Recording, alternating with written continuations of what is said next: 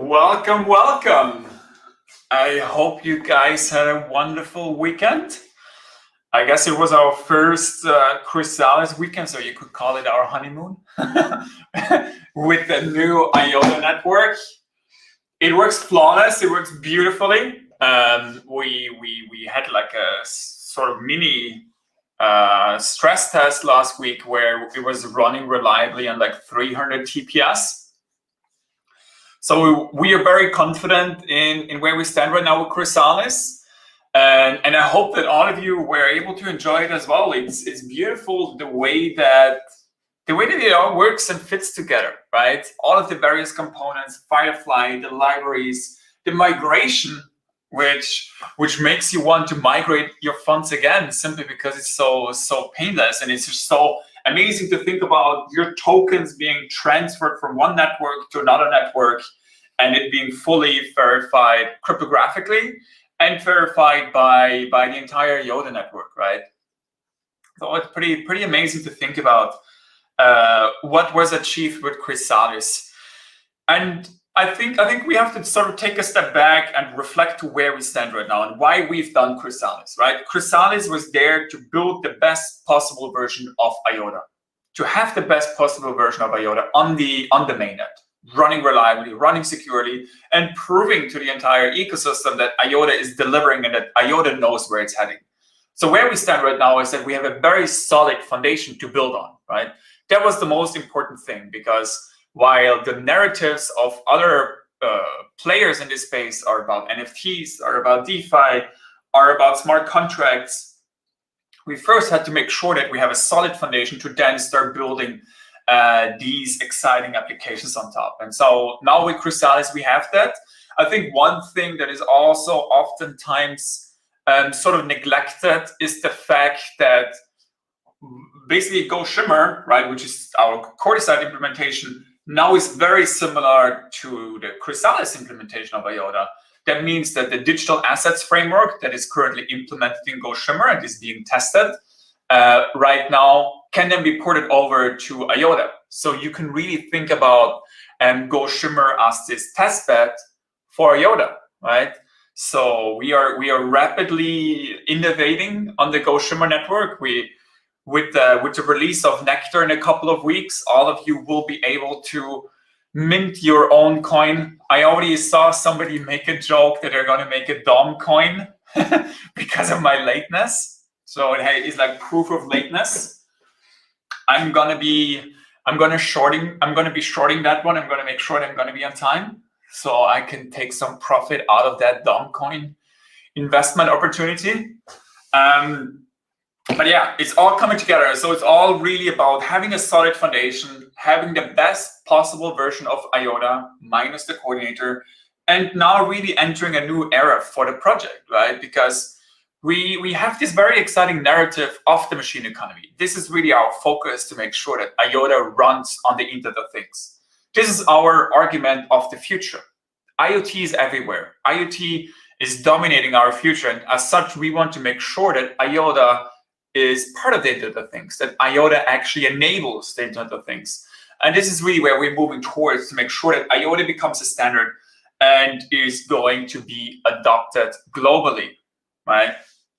Now with a solid foundation, we are able to expand and increase the utility, right? Smart contracts, digital assets, NFTs, and also move forward with all of the other exciting stuff. So yeah, I think that is a very exciting week behind us with the launch of Chrysalis. So let's maybe jump to the AMA as we have the discussion today. By the way, I kind of realized that I screwed up a little bit by moving this to a Monday, because on Mondays I always have like a crazy busy schedule with back-to-back calls, and then I have to do the AMA on top. But we will prevail. We will succeed. It's gonna be fine. By the way, this week we got so many comments. It's like 100 comments at the AMA. It's pretty exciting. Let me zoom in.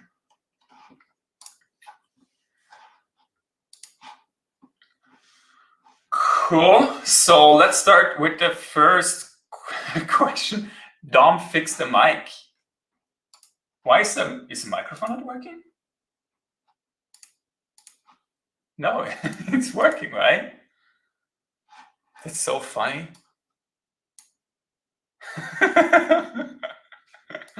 It's bad? It's not working? Really? Are you guys sure?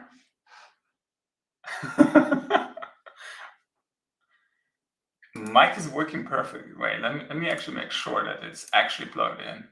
No, it's perfect. Is this better? Test.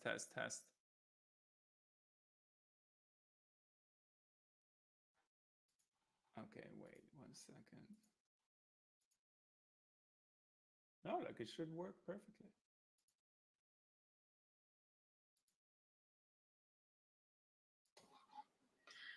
Test. Is it working? Now it's working. You know, this is really funny. This is like a live test. Better, but very quiet.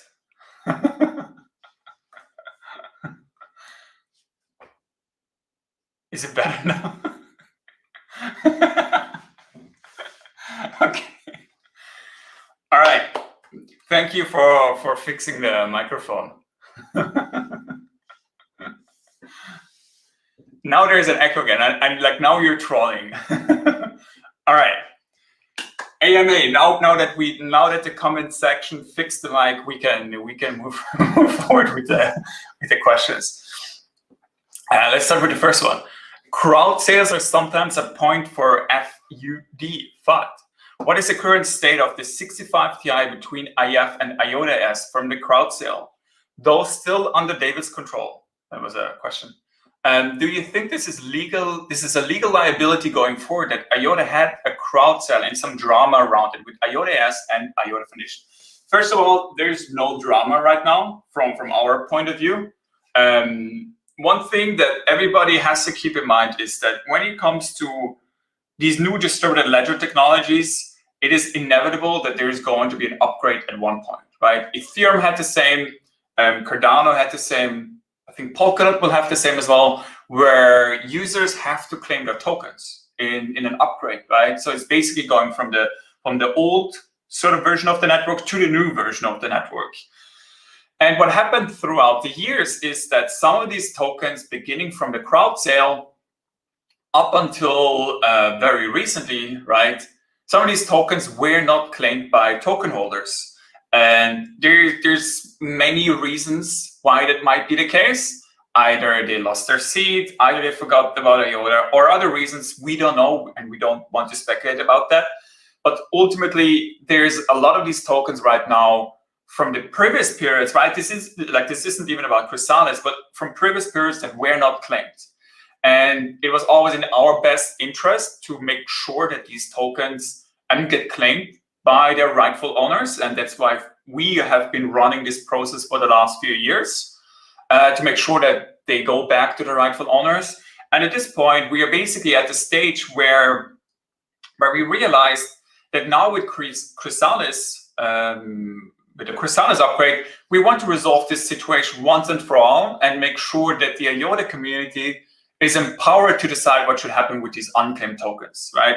It should not be the IOTA Foundation, it should not be any one individual, it should not be any entity deciding over these funds because they are unclaimed tokens. And as such, we wanted to give the IOTA community an opportunity with the Chrysalis upgrade to make a decision on what should happen with these tokens. And so basically what we did is we presented the community with the fork, which is the IOTA AS fork. And if you, for example, did not want to, if you want to keep things the way they are, where these tokens are basically in a custody wallet, you could participate in the IOTA AS fork, right? And right now you can still participate in that. The IOTA Foundation even provided the assistance in setting it up. But it's up to the community whether they want to participate there or not. What we wanted to then do on the Chrysalis network instead is that these unclaimed tokens will be put up to a community vote, right? Sort of like a decentralized governance vote. And so all of you will be able to vote within the Firefly wallet, most likely, what should happen with these tokens, right? Should they be contributed to a decentralized community treasury? Should they be burned? Should they be airdropped? Should they be donated through whatever, right? It is up to you, to the IOTA community, to decide what should happen with these tokens. And I personally, for somebody who's been part of this journey since the very beginning and who has been part of this entire crypto space since 2012, pretty much, I find nothing more empowering than communities deciding for themselves, right? And this is really what crypto is all about. It's about this decentralization of these technologies, but also of the communities, of the ecosystems, because IOTA is only as powerful as its community, right? And that is why we empowered all of you to make a decision, either by participating in the IOTA S fork or by participating in the vote on the Chrysalis fork. And that's very exciting, right? We could have potentially a very large ecosystem development fund that is controlled entirely by the IOTA community. And for example, Polkadot has something similarly where they have like a treasury, which is being controlled also by the community. And I could envision that we will also have a very similar setup potentially here. So that's really interesting, because now we have more capital, potentially more capital to invest into the IOTA ecosystem. And that's like an exciting purpose for these tokens. Just so you know what we said in the initial statement, and we're going to issue one more update on this. Basically, a sort of like FAQ, so that all of you have a transparent overview of what happened and what is basically going to happen with them, with the vote and all of that. But these tokens were basically not transferred to the Chrysalis network, so there was no state manipulation or stuff like that, because it's obvious that there was two forks, right? So the best comparison that we can give is Ethereum and Ethereum Classic, basically, right? Where there was a hard fork in that regard, and where the community had to decide which one they want to support. And this is exactly what we are going for as well. And by the way, with the Ethereum Classic fork, the community didn't even vote. It was really the node operators and the miners that voted. And so now with IOTA and IOTA S, and you guys will be able to vote with your tokens, what you want to support and where you want to participate. So I think it's very exciting in that regard. We're going to clear this up obviously a lot more with a sort of FAQ. But yeah, I personally believe that these tokens, the unclaimed tokens, because they are unclaimed, they have no rightful owner, because they will most likely not be claimed, right? We're still keeping the claim process open until the end of June. The community should decide what should happen with them. And this is what we did, and this is what we empowered all of you to do. I think that's very exciting.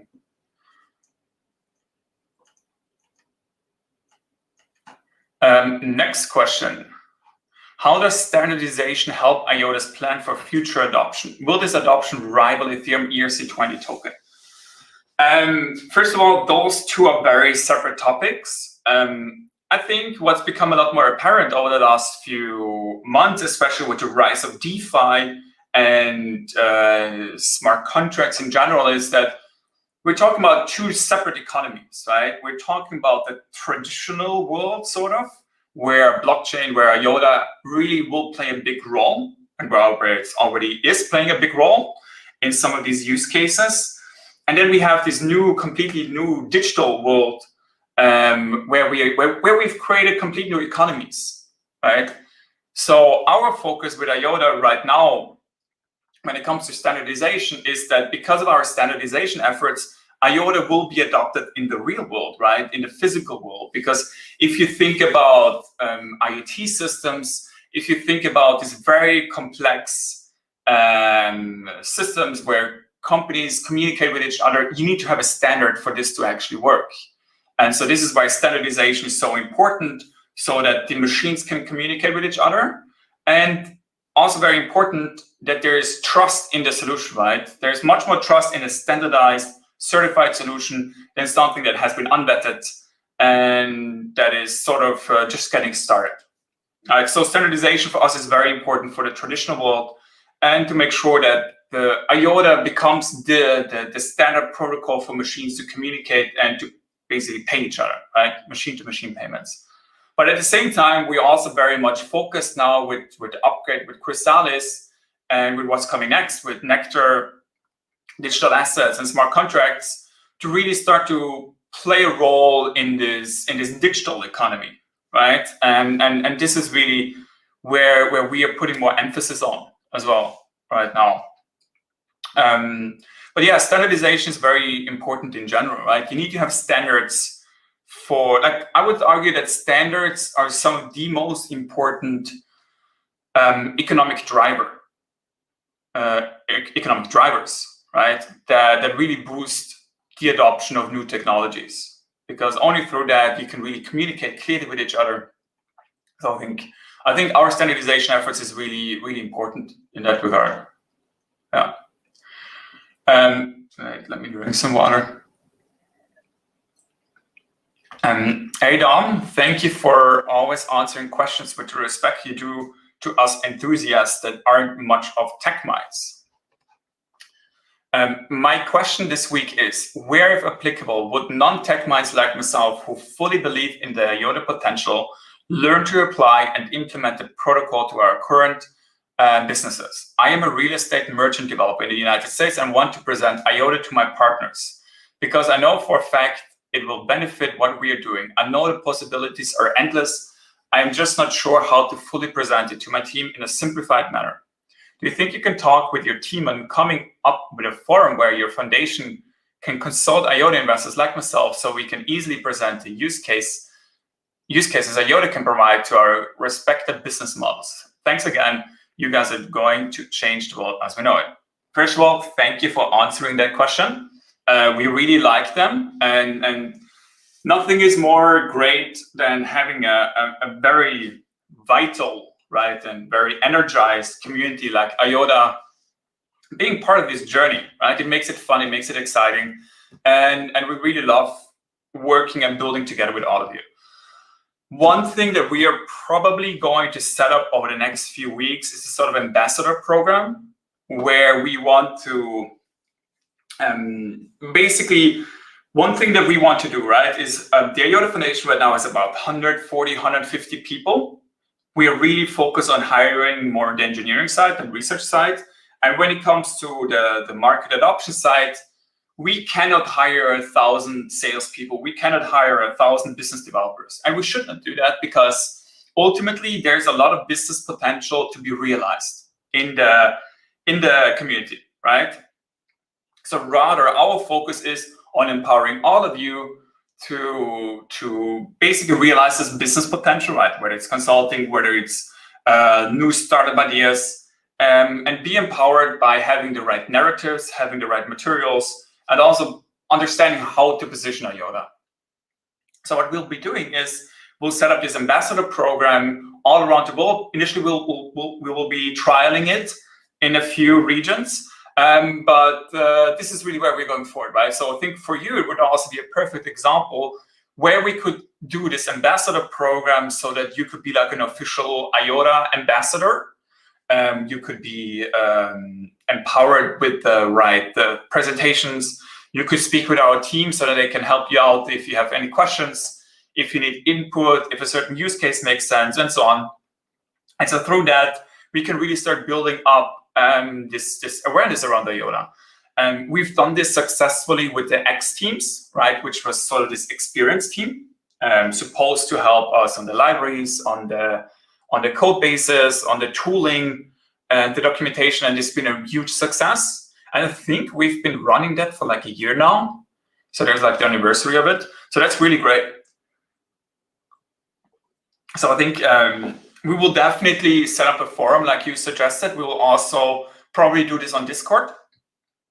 But yeah, if you need any help right now, feel free to reach out to us on Discord directly. We will probably always answer your questions. And we can give you some presentations. Most of our presentations are public as well, so you can look at them. Yeah, we'll do the ambassador program, and through that, we really hope that we will be able to push IOTA even further. Yeah, and it's going to be a cool thing. We're going to have NFTs, going to have exclusive ambassador shirts, and all the cool shit. Next question. Dominik, thank you for all the hard work put into IOTA. Thank you to everybody at the foundation and community for making this a reality. I'm truly inspired by the IOTA vision and of the future and what they're trying to achieve. I'm a true believer since 2017. You've been part of a roller coaster, my friend. And I'm not ashamed to tell you I had my doubts through all these years, but IF commitment and transparency took them all away. Really happy to hear it. I also heard that about somebody today, that some of the decisions that we've made over the last year and a half really helped to convince them of IOTA again.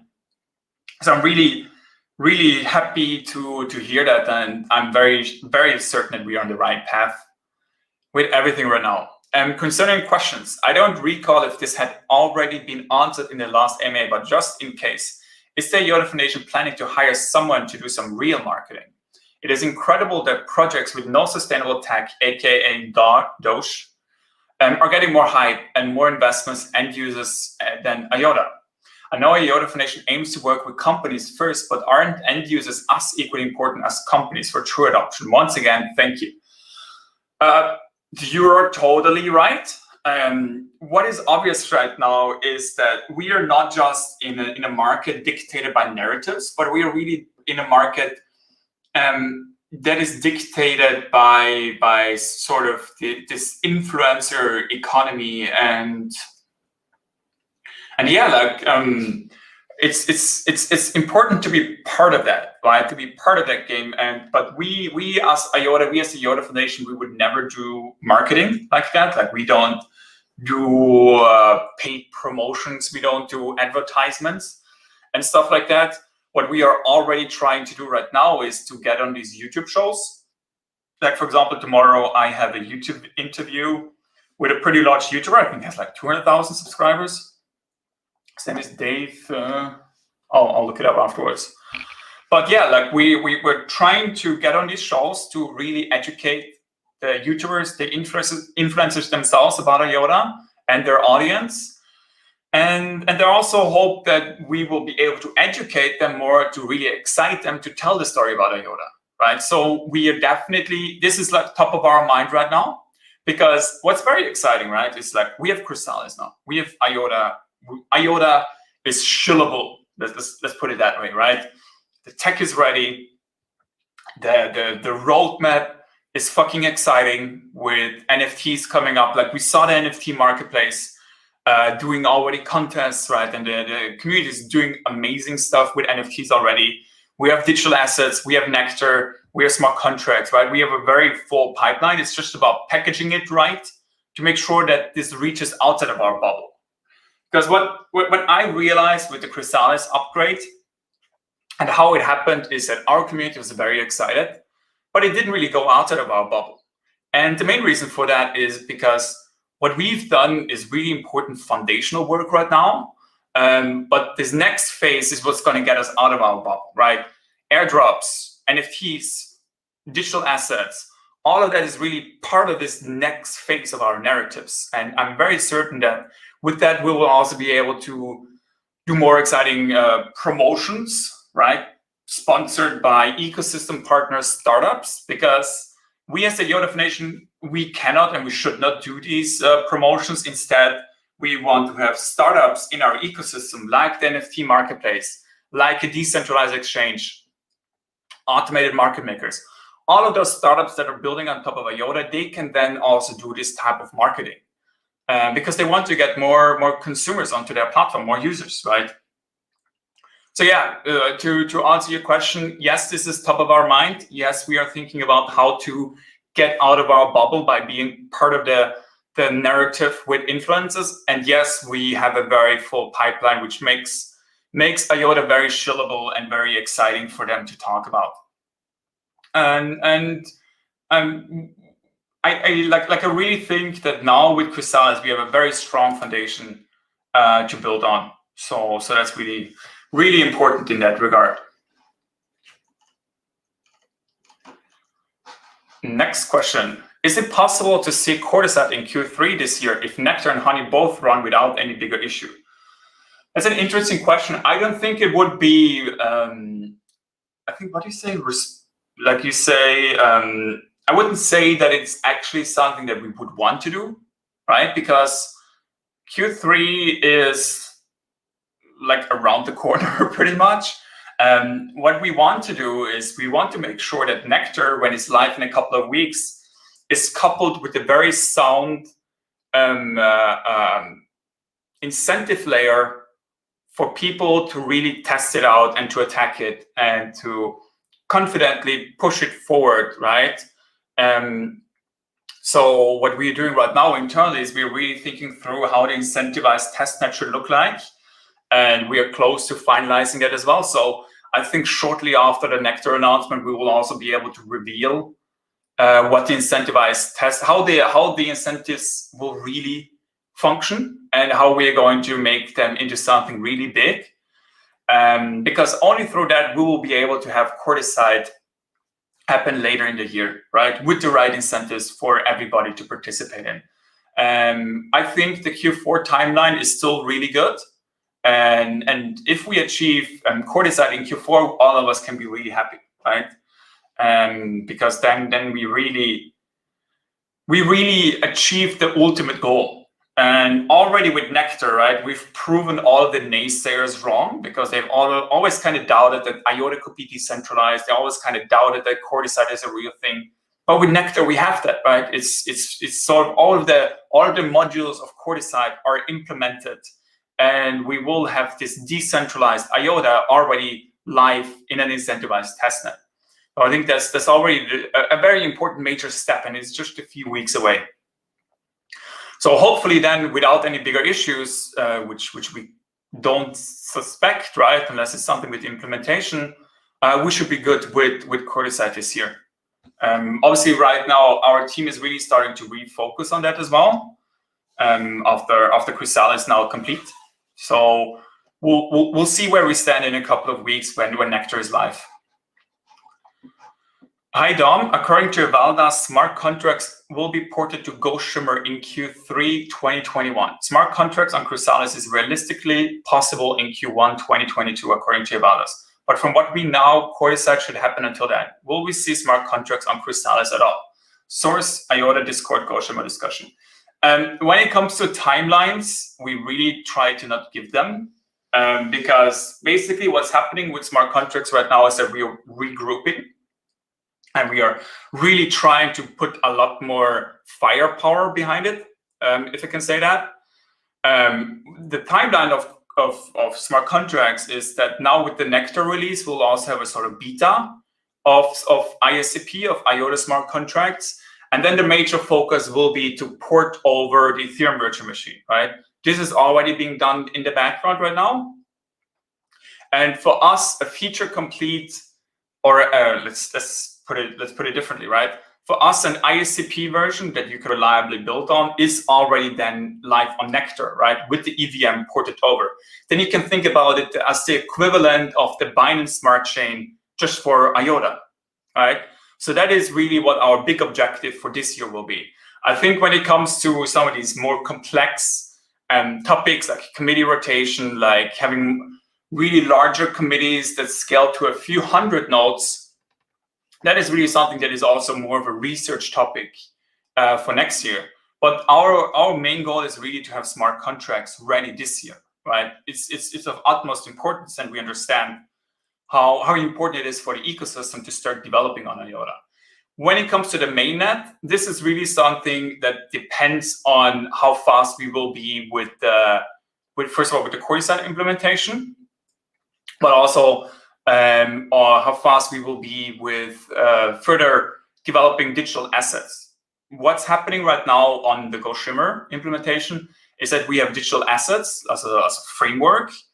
They're live and is going to be tested by all of you with the Nectar release. So with Nectar, all of you can create your own digital coins, digital assets. You can create your own cryptocurrency. You can create your own NFT. So in the Nectar release, this will be tested thoroughly by all of you. You can transfer them around and all of that. And then we will be able to assess if and when we will be porting the digital assets framework to the IOTA mainnet, right? And what is needed for smart contracts on the IOTA mainnet is, first of all, the digital assets framework. And second of all, it is some special cryptography, which is required to form the committees. It's basically called BLS threshold signature. So you can think about it like a multi-sig crypto implementation, right? So those two components need to be on the IOTA mainnet for smart contracts to be ported over. So we will see how fast we can do those things. Right now, the major driver of these timelines will be to hire more, to basically get internal team members to move away from some projects to focus on smart contracts, right? That's the first thing. Get more team members, which we are doing quite successfully right now. And the second thing will be to test the digital assets framework on Nectar. And the third thing will be to actually test ISCP on Nectar as well, right? So those three factors will determine the timelines. Our objective will really be to do it this year, right? We're really moving full scale ahead, and there's no time to waste. So Evalis is always being very conservative in that regard, but this is really what we want to go for, and I'm confident that we can achieve it, especially as we hiring a lot more team members to join us. So we will see, right? But it's on top of our mind as well when it comes to, next to Coordicide, smart contracts is the most important thing. Next question. What does Markus Land smell like? What? I really don't know. Just kidding. Good. Recently, there was a discussion on IOTA's role in health passports, be it vaccination tests, general health records. While the one side argued that decentralized DLTs offer tamper-proof security and are cheap, others argued that you don't need decentralized systems to be the owner of your data, and that tamper-proof can already be done in centralized systems, and that there would generally be the problem of long-term data storage, which makes all of this expensive. In summary, their opinion was that DLTs, IOTA being no advantage for that sector. What is your stance on this issue? All right. Basically, why do you want the DLT? You want the distributed ledger for data that you make immutable. Nobody can tamper with it. Nobody can change it, right? You have a timestamp when it was created. You are able to verify the authenticity of this data. You know who created it. And through that, you get a very powerful data sharing and data security model. I can share data with you. You are able to verify this data. And that's a very important concept when it comes to digital identities, right? There's a very obvious reason why digital identities have not really taken off until blockchain came about and IOTA came about, simply because the infrastructures, right, these public key infrastructures, they're incredibly complex to set up, and more often than not, there's always some centralized entity involved, right? And whenever you have a centralized entity involved, there's always this single point of failure. And that's why we, as IOTA, argue that DLTs, that IOTA makes a ton of sense for these digital vaccination passports, for these certificates, and also for digital identity more broadly, simply because you cannot tamper with the data, you can share the data, and you can verify the data.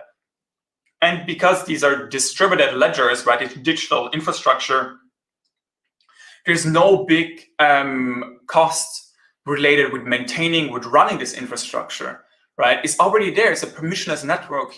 When it comes to data storage, the solutions are there, right? With IOTA, we have permanodes. We are working on selective permanodes so that you can only store the data that you actually care about. And this is going to be such a game changer for digital identities. So I think all of these problems that people talk about related to DLTs, they're solved with IOTA. Yes, we need to remove the coordinator, but that's exactly what we are doing, right? It's a couple of weeks and we have Nectar. Right? Just think about that, right? So there's really no arguments against IOTA in that regard.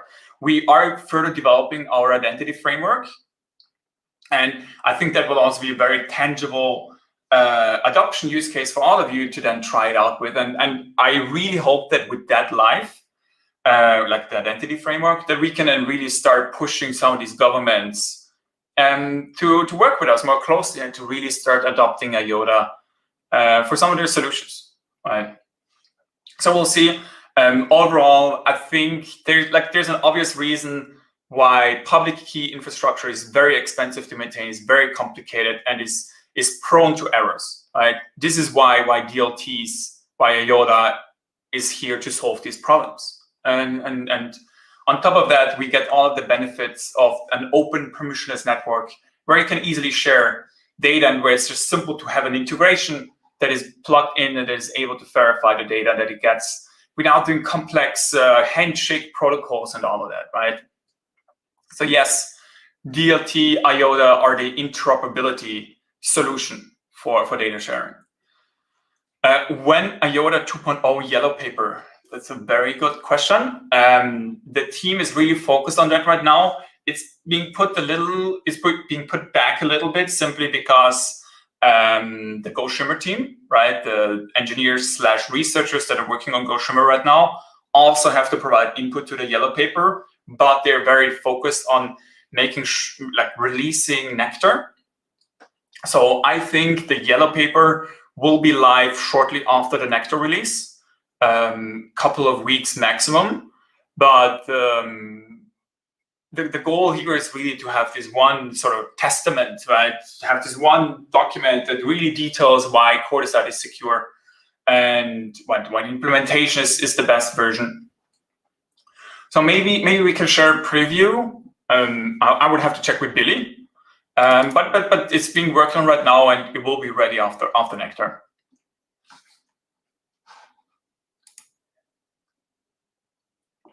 Almost when I answer these questions, I wonder what's going on in the chat, because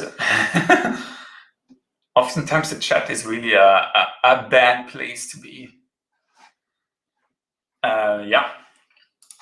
Next question. I think it was this one, right? Hi, Dom. Last AMA, there was a question about the possibility to have low-cost plug-and-play IOTA node hardware. In one part of your reply, you mentioned that too many low-resource node devices like Raspberry Pis would break the network. Would that be a theoretically easy attack vector? For instance, someone setting up 10,000 Raspberry nodes to slow down the network to reduce the throughput. Definitely, I would say that's something that could have short-term impact. It's not going to have any long-term impact. First of all, with those 10,000 Raspberry Pis, you then definitely also need to peer with other nodes in the network, which is a lot of effort. But I don't think that this would be something that could have anything worse than a transaction delay. Right? I don't think that this would be something that could take down the network or something like that, because ultimately it's a peer-to-peer network, right? It will stitch itself back together and make sure that transactions are propagated. So I would argue that the most that could happen there is that the transactions propagate slower, potentially. Unless you're only connected to Raspberry Pis, right? Then you would have to reconnect to the network because you're basically taking offline together with the Raspberry Pis. That is why it's always important to check your neighbors to make sure that they're healthy and to replace them if they're not healthy. But this is basically what the node should also take care of for you. When can we send less than 1 MI? You already can, right? 1 MI is just the standard that needs to sit on one address, but after 1 MI is on there, you can send the lower transactions. This is like a short-term fix to a very big problem, which is dust attacks, right? Where the database in IOTA could basically grow, like the snapshot file of IOTA could grow to unbearable amounts. And so that's why it's important that we implemented this dust protection Polkadot has the same thing. I think they have like $10 minimum, but maybe they lowered it. And I hope that other networks have it as well, because this is a problem with every DLT out there.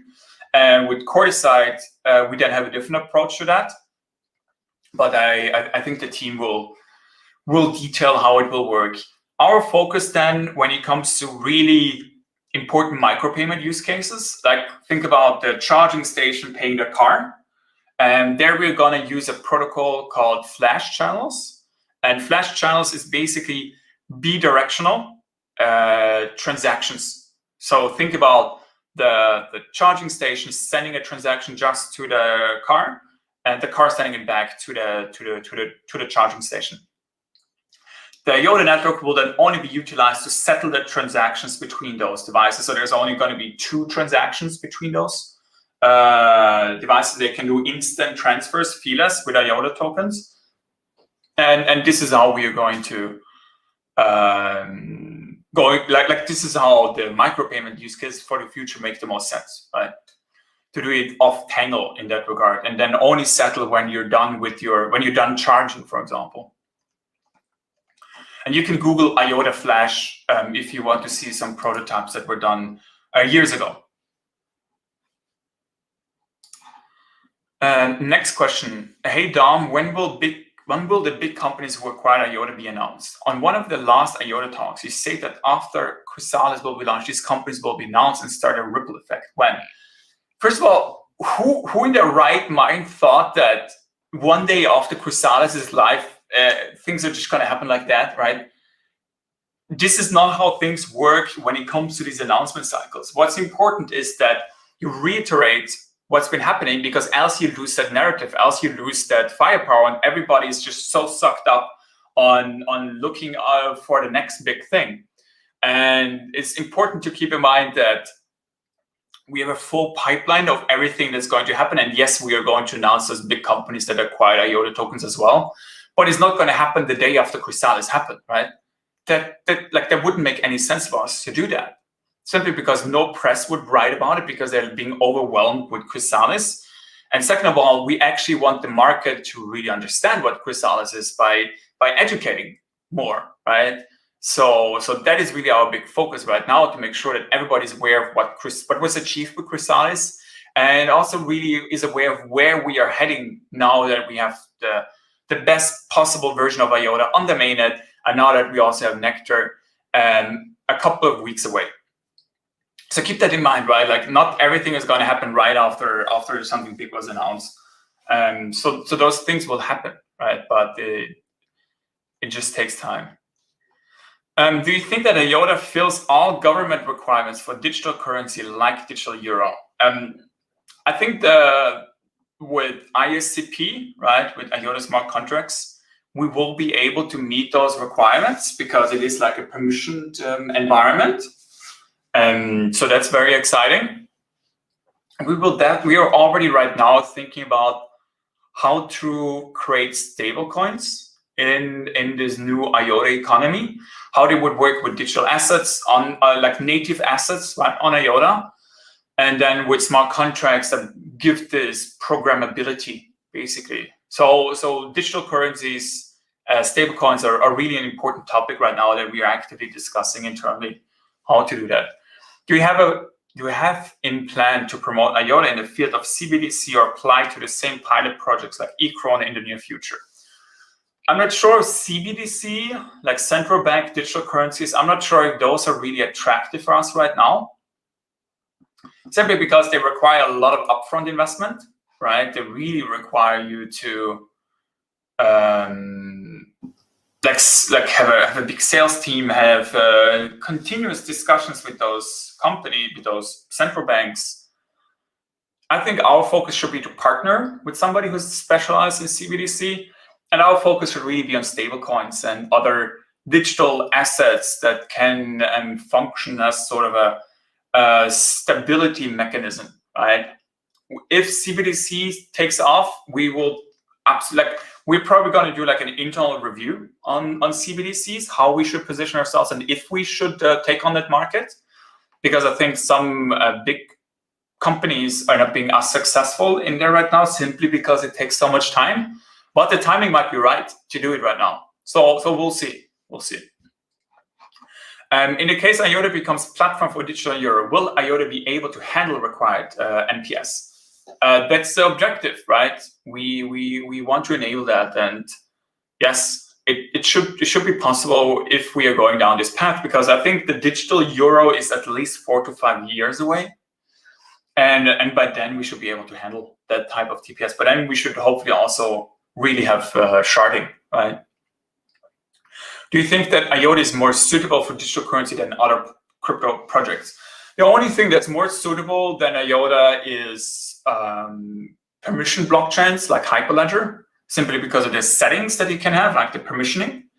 But I think IOTA is really the most suited because we have a native digital asset framework, right? So you can create digital assets natively on the layer 1 protocol. And then you can have layer 2 permissioned smart contracts to program these digital assets, to provide them with functionality. And that's such an amazing concept if you think about it. And we're gonna obviously talk a lot more about that. And with Nectar, all of you will be able to experience it as well. But I could definitely see a digital euro sitting on layer 1, with IOTA being used to generate mana and to secure the entire protocol, basically. And obviously for the machine-to-machine payments. So yes, it will. IOTA makes a lot of sense, and it's very suitable for those digital currencies. Roadmap update. Yes, we need to do that, and this one is definitely on us. We should have done that sooner. So hopefully this week we'll be able to update it, because we were working on a new revision of it, and then we can update you guys on it. Next question. Hey Dom, I'm wondering if you would be able to discuss roughly how much it will cost companies to run nodes in order for them to optimally use IOTA for their use case. What factors do node costs depend on? Perhaps some of these are hardware specs, the use case they're using it for, network congestion, access mana, etc. It would be nice to hear you discuss how some of these affects operation costs. I'm also wondering what your opinion is on the cost effectiveness of IOTA when compared to fee-based blockchains that are aiming to be used for IoT. Is IOTA a cheaper solution for IoT use cases than fee-based projects? Not sure if you guys at the IF have considered this yet, but it seems like it would definitely be worth looking in to see how much money companies would save by using IOTA instead of fee-based solutions for specific use cases. That's a great question. First of all, yes, I fully agree with you. We need to put this. We basically need to put we need to quantify the benefits of IOTA.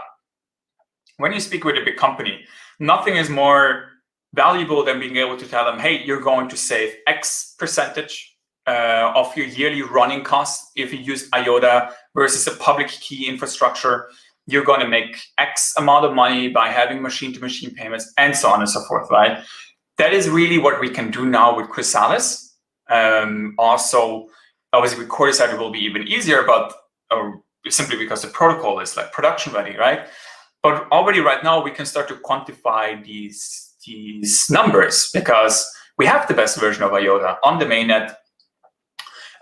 We did run some performance tests, and it runs really lightweight. That's the most important thing. I think you only need like 8 gigabytes of RAM. And the most important thing is obviously the data storage policies, like how long do you want to store your data for, and so on. And then with Mana, you will be able to calculate how much IOTA you need for your specific use case. So there will be like a calculator for that, most likely. But all of that will come. Our objective with IOTA is to be as lightweight as possible to really enable these IoT-focused use cases. And I don't think that anybody of these other blockchains that focus on IoT can be named competitors, simply because they have fees. And most of these blockchains are really heavy, right? Even though they say they work on IoT, most often than not, they do not work on IoT. And they just have some more abstract use cases. And ultimately, they don't really do much in IoT at all. So I think because we are feeless, because we have such a lightweight protocol, we can really work on IoT. So So to answer your first question, right? Yes, we'll put this into numbers. We will quantify it more as well. The operational costs and hardware specs. Like, I think the hardware specs and that stuff is already on the documentation website.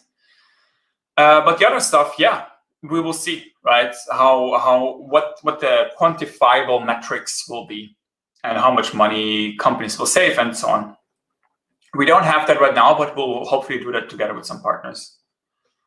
Hi Dom, as the Chrysalis phase has begun, you're very often asking developers to start building their dApps on this new network. This seems to be a very good idea. Anyway, I have a few points. Developers do not know what could be created. I'm really unable to figure out some real use cases for IOTA.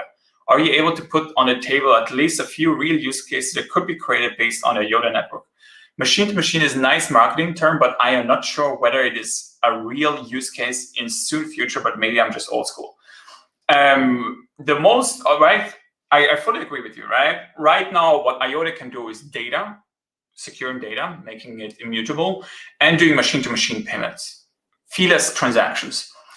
All the use cases that are built on top of that, and what I mean with use case here is more like frameworks, they then extend the core protocol. Like we have streams, which is for secure data streams, right? So you could do audit trails, you could do supply chain tracking, you can even do NFTs with them. Then we have smart contracts that is coming up, where you can then really build anything, right? That is sort of the main objective that we have for this year, which is also why we are right now already saying that we want more developers in our ecosystem, because the protocol is ready and our frameworks are getting ready so that all of you can build exciting stuff on top of IOTA. All right.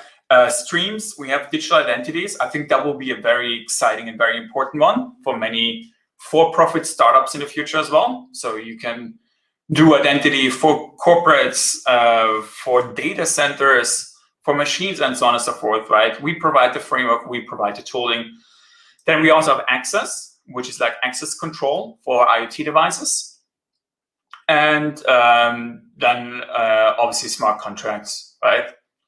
So I think those are the most important areas to think of where use cases are possible. Right now, the big focus is data and payments, but now with smart contracts, we'll definitely open up the possibilities in that regard. There are no existing libraries for most common languages: Python, JavaScript, C#, PHP, and so on. I would recommend you to focus on supporting them ASAP, so you will create much more developers. I was personally thinking about to create .NET library, but I feel this is exactly the case where IF should play its role as it is more trustworthy for such things. I'm pretty sure I'm definitely sure that we have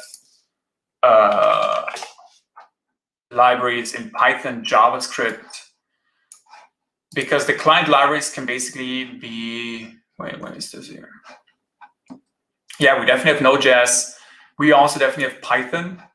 So all of these libraries are there as well. I think when it comes to C#, the most important one is simply the Rust library, right? So you can also transpile that into other languages.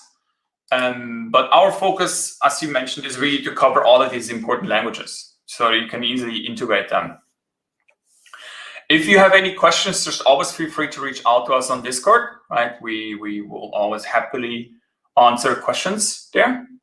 Especially our developers who are working on these libraries, they can always give you input, right? Could IF create some real projects, for example, a plugin for eShops that could work on IOTA network? Again, the most common languages would be preferred. We actually have a very exciting thing coming up with the browser plugin. So that should also be working with shops. But ultimately, it's not up to us to create all of this tooling. We happily support you. If you want to do this, apply to the EDF, our Ecosystem Development Fund, and we'll give you funding to develop that, right? This is really what we are here for. We can't do all of this development ourselves. We rather want to empower all of you. I would suggest you to create those libraries and projects as an open source and let community developers participate on it. I fully agree. The only thing that we want to encourage you is for you to develop it. We will provide you the funding, and we can do like audits. This is something that we're doing, right, where we provide the support to get it reviewed by our team or by external auditors. So this is also how we can help you in that regard. Is the IOTA proof of work for verifying transactions more energy efficient than proof of stake? It's first of all, proof of work is not being utilized to verify transactions. Right? There's just simple cryptography being used for verifying transactions. Our proof of work, I would say, is really negligible compared to others. Like with proof of stake, you still need to execute some algorithms that also take up time.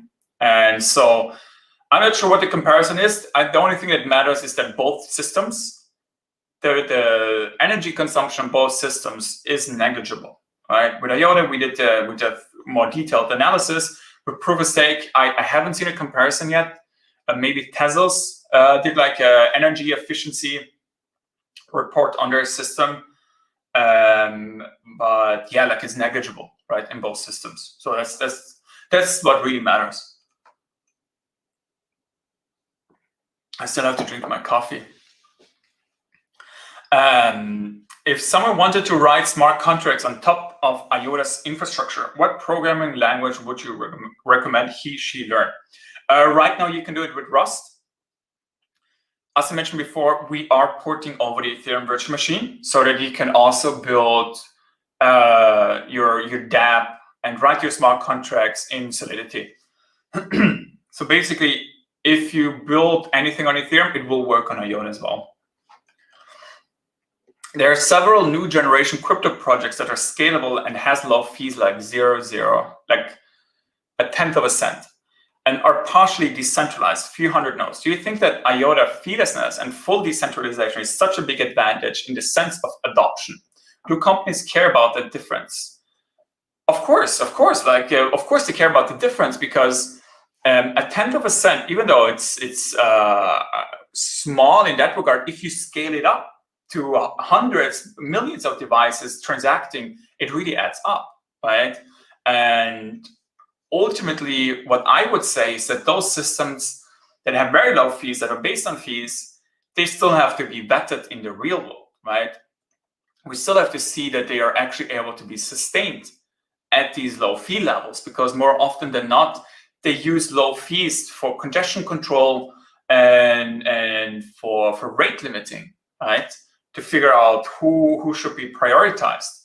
So in my opinion, if these networks become successful, they could also really become their own worst enemy in that regard, where the transaction fees are evolving into a natural fee market again, right? So our big focus, and that's really why we've put so much research behind Coordicide, or IOTA 2.0, is really how do we make our system secure without requiring fees? And for one, that's a big advantage for the security of the entire system, right? It's much more scalable, it's much more reliable in that regard. And for now, it really helps with the business use cases, because it makes it possible for them to depend on IOTA, right? And I think that's a very important thing to keep in mind, that even though they have low fees, it doesn't mean that they're able to compete in that regard. And so it's different use cases, and yeah, they have to prove themselves still. How far open are the floodgates?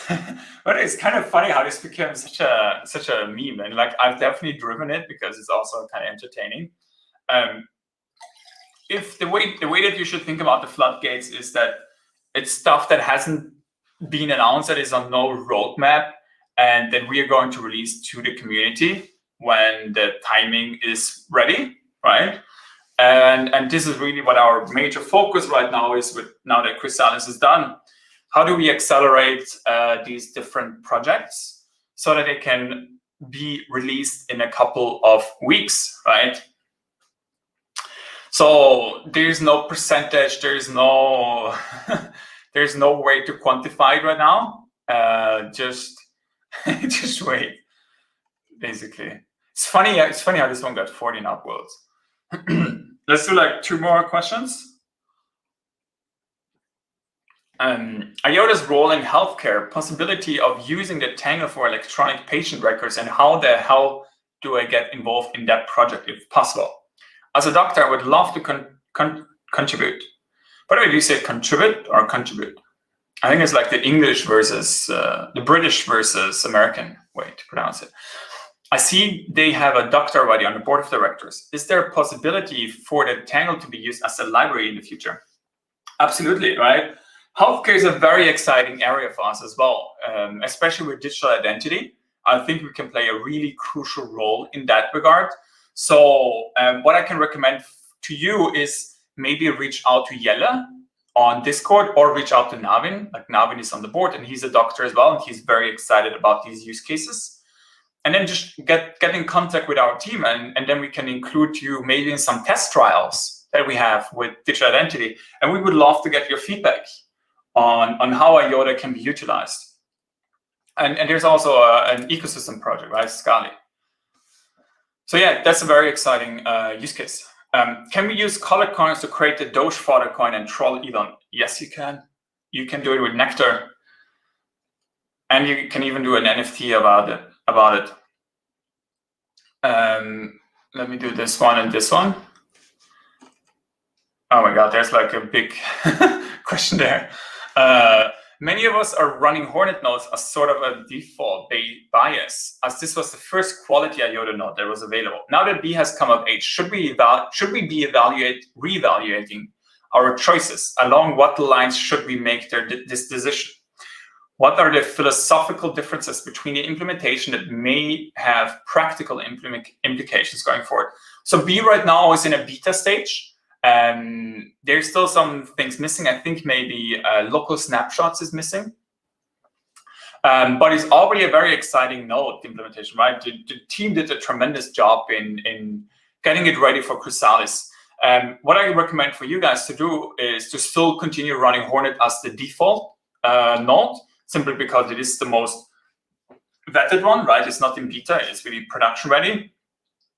But to really start engaging with the B team and with the B community, right? Set up a node, it runs on Rust. It's really amazing what the team has achieved with it. And right now, our big focus is how do we accelerate Coordicide, right? How do we focus the B team and the Hornet team to work on Coordicide, on the Shimmer implementation and in Rust and so on. So B itself will probably be working well for the Chrysalis, for the current IOTA network, but the team itself will probably reshift their focus to Coordicide. Yeah. What is the IF position on conflict of interest, particularly with the founders and senior management? How do you handle business where there is a potential conflict of interest? It's an excellent question. We have a conflict of interest policy internally that everybody had to sign. So if there is a potential conflict of interest, it has to be approved by the supervisory board.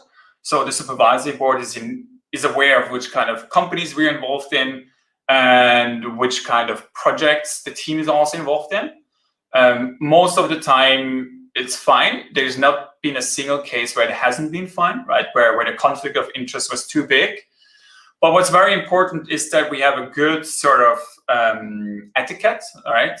That we don't, like if there's a decision that is potentially revolving around that conflict of interest, that person should not be involved in the decision making, right? They should withhold their voting in that regard. So this is how we've been operating to make sure that that there's no conflict of interest and that no decision in the foundation is being made in a wrong or harmful way. So I think when it comes to a governance perspective, the IOTA Foundation is set up pretty well in that regard, and we really make sure that we make the best possible decisions for the IOTA project, right? For the future of IOTA, and not to enrich ourselves or not to benefit ourselves. It's all about the project and it's all about succeeding, right? And I think that's really something that the community has to keep in mind, that everything that we are doing, all of these decisions that we are making, even if they're difficult, we are making them to make sure that IOTA succeeds, that IOTA has no criticism left against it, and that we are really able to succeed as an ecosystem, able to succeed as a technology, and able to succeed as a foundation. Yeah, so I think with that, I think we had a very good AMA session. I hope this was enlightening to all of you. I hope that all of you are enjoying the new IOTA protocol, the new mainnet. Firefly, right? Very exciting. And we're going to hear from each other on Thursday again, where we're going to do a recap. Maybe we'll do some transactions. Maybe we'll have some fun with some more wings. I still have the wings here. I'm still waiting to NFT them. But yeah, lots of stuff is happening behind the scenes. Make sure to join our Discord. Make sure to subscribe on YouTube. And I see you guys on Thursday. Bye-bye.